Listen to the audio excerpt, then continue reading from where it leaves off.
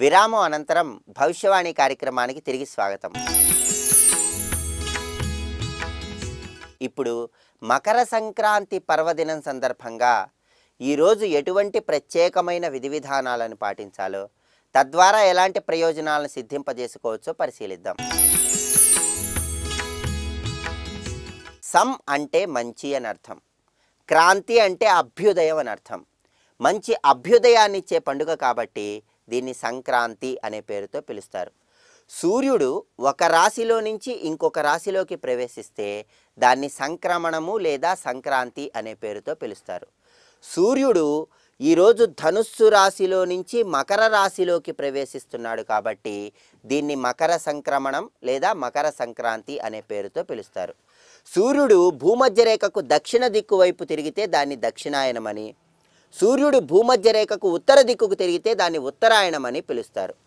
ఈ మకర సంక్రాంతి పర్వదినం నుండి సూర్యుడు భూమధ్య రేఖకు ఉత్తర దిక్కు వైపు తిరుగుతూ ఉత్తరాయణ పుణ్యకాలంలోకి ప్రవేశిస్తాడు.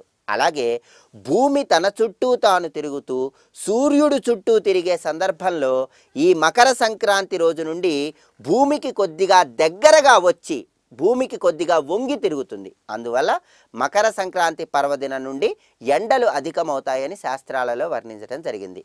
ఈ మకర సంక్రాంతి పర్వదినానికి ఉన్న విశిష్టత ఏంటంటే, ఒకానొక సమయంలో హిరణ్యాక్షుడు అనే పేరు కలిగినటువంటి రాక్షసుడు వేదాలను అపహరించి సముద్రంలోకి వెళ్ళి దాక్కున్న తరుణంలో శ్రీ మహావిష్ణువు వరాహ రూపంలో సముద్రంలోకి వెళ్ళి ఆ హిరణ్యాక్షుడనేటటువంటి రాక్షసుడిని సంహరించి వేదాలను తిరిగి తీసుకొని వచ్చి భూమిని ఉద్ధరించినది ఈ సంక్రాంతి పర్వదినం నాడే అని పురాణాలలో శాస్త్రాలలో వర్ణించడం జరిగింది.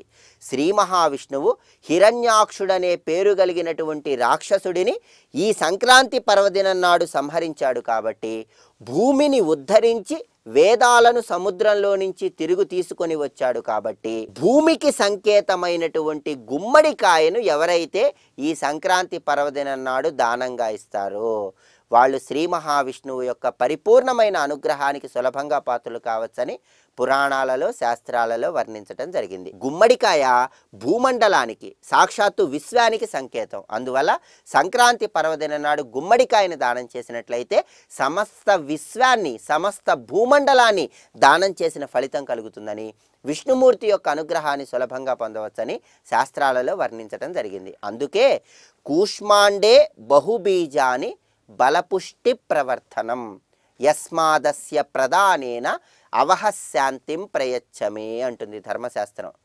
ఈ శ్లోకంలో ఉన్న అర్థం ఏంటంటే, కూష్మాండే బహుబీజాని బలపుష్టి ప్రవర్ధనం అంటే గుమ్మడికాయను నేను దానం చేస్తున్నాను, నాకు బలము, పుష్టి, తేజస్సు, శక్తి సామర్థ్యాలు అన్నీ కలగాలి.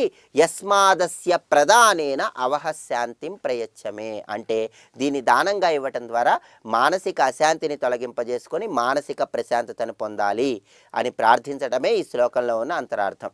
ఎవరైనా సరే సంక్రాంతి పర్వదినం సందర్భంగా గుమ్మడికాయను దానం చేయడంతో పాటుగా గుమ్మడికాయను ఆహారంలో కూడా స్వీకరించినట్లయితే ఉత్తమమైనటువంటి ఫలితాలు కలుగుతాయి. అలాగే సంక్రాంతి పర్వదినం నాడు ప్రతి ఒక్కరూ నల్ల నువ్వుల పిండితో నలుగు పెట్టుకొని అభ్యంగన స్నానాన్ని ఆచరించాలి.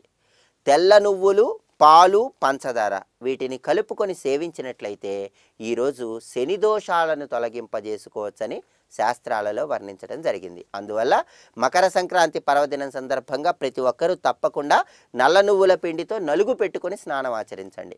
అలా వీలు కాని పక్షంలో పాలల్లో తెల్ల నువ్వులు, పంచదార వేసి ఆ పాలు స్వీకరించండి. ఇలా చేస్తే గ్రహచార గోచార శని దోషాలను తొలగింపజేసుకొని ఉత్తమమైనటువంటి ఫలితాలను పొందవచ్చు.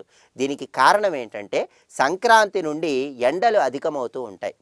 ఎండలు అధికమవటం వల్ల శరీరంలో కొవ్వు పదార్థాలు తగ్గిపోతాయి.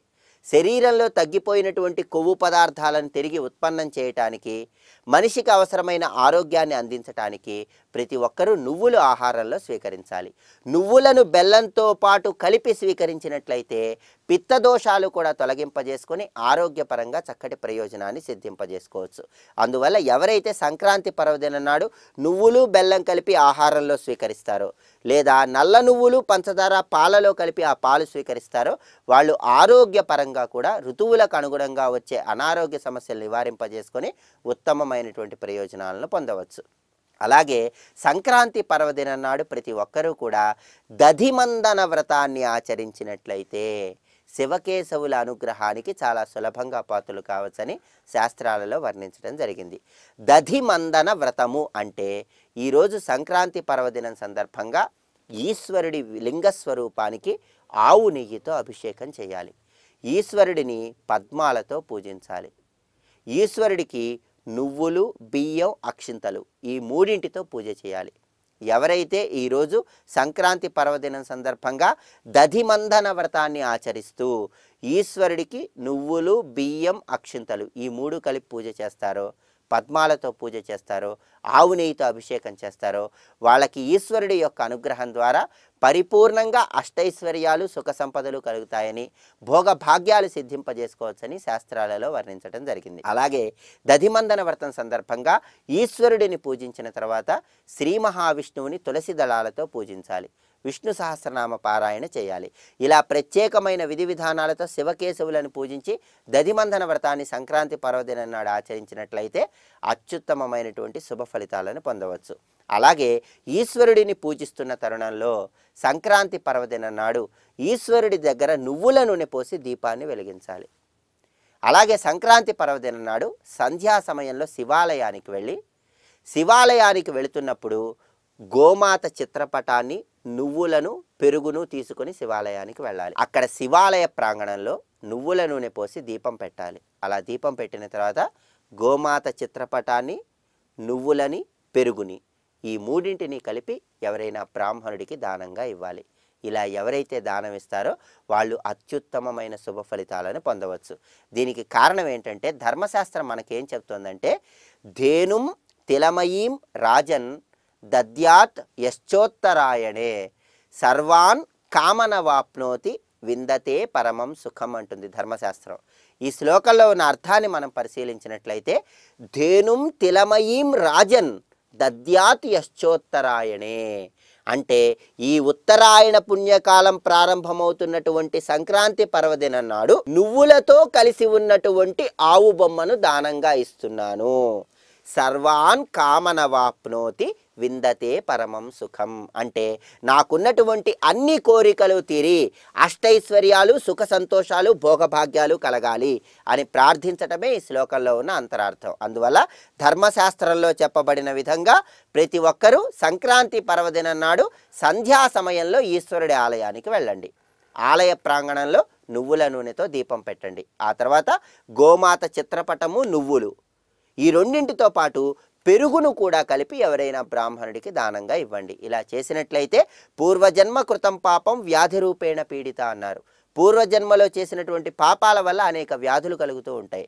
ఆ వ్యాధులను తొలగింపజేసుకొని చక్కటి ఆరోగ్యాన్ని పొందటానికి, సుఖ సంతోషాలు, భోగభాగ్యాలు, అష్టైశ్వర్యాలు సిద్ధింపజేసుకోవటానికి ఈరోజు సంక్రాంతి పర్వదినం సందర్భంగా చేసే విశేషమైనటువంటి దానం ఎంతగానో సహకరిస్తుంది.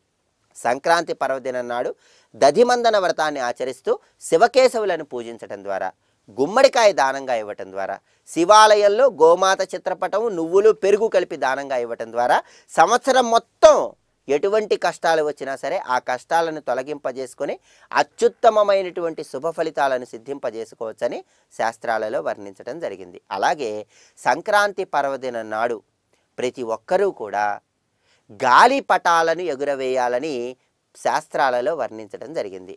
గాలిపటాలను ఎగురవేయటంలో ఉన్న అంతరార్థాన్ని మనం పరిశీలించినట్లయితే ఈ సంక్రాంతి పర్వదినం నుండి సూర్యుడు ఉత్తరాయణ పుణ్యకాలంలోకి ప్రవేశిస్తున్నాడు. అంటే ఈ కాలం దేవతలకు పగలు లాంటిది, దేవతలకు ప్రీతిపాత్రమైన కాలం. దేవతలకు ప్రీతిపాత్రమైన కాలంలోకి సూర్యుడు ప్రవేశిస్తున్నాడు. అలా ప్రవేశిస్తున్నటువంటి సూర్యుడికి మనందరం ఆహ్వానం పలకాలి. ఎక్కడో ఆకాశంలో సుదూరంగా ఉన్నటువంటి సూర్యభగవానుడి దగ్గరకు వెళ్ళి ఆయనను మనం ఆహ్వానించలేం కాబట్టి ఆకాశంలో ఎక్కడో ఉన్నటువంటి సూర్యభగవానుడిని ఉత్తరాయణ పుణ్యకాలంలోకి ఆహ్వానించటానికి సంకేతంగా, ఆయనకు నమస్కారం చెప్పుకోవటానికి సంకేతంగా ఆకాశంలోకి గాలిపటాలను ఎగురవేయాలి అని శాస్త్రాలలో వర్ణించడం జరిగింది. ఎవరైతే సంక్రాంతి పర్వదినం నాడు ఆకాశంలోకి గాలిపటాలు ఎగురవేస్తారో వాళ్ళు సూర్యనారాయణమూర్తి యొక్క అనుగ్రహాన్ని పొంది అన్ని రకాలైన అనారోగ్య సమస్యలు నివారింపజేసుకొని ఆరోగ్యపరంగా చక్కటి ప్రయోజనాలను సిద్ధింపజేసుకోవచ్చు. అలాగే సంక్రాంతి పర్వదినం నాడు మీ గృహంలో చక్కగా ఒక కొత్త కుండను ఏర్పాటు చేసి బియ్యం పోసి పొంగలి వండి ఆ పొంగలి ఇష్టదైవానికి నివేదించి అందరికీ పంచిపెట్టినట్లయితే సర్వదేవతల యొక్క అనుగ్రహాన్ని చాలా సులభంగా పొందవచ్చు. అలాగే సంక్రాంతి పర్వదినం నాడు సుబ్బీ గొబ్బెమ్మ సుఖమూలీయావే, తామారా పువ్వంటి తమ్ముణ్ణీయవే, చామంతి పువ్వంటి చెల్లెల్నీయవే, మొగలీ పువ్వంటి మొగుణ్ణీయవే అంటూ పాటలు పాడుతూ గొబ్బెమ్మలు పెట్టి ఆ గొబ్బెమ్మల చుట్టూ తిరగటం ద్వారా కృష్ణుడి యొక్క అనుగ్రహానికి సులభంగా పాత్రలు కావచ్చు. ఆ గొబ్బెమ్మలు సాక్షాత్తు గోపికల స్వరూపం అని శాస్త్రాలలో వర్ణించారు.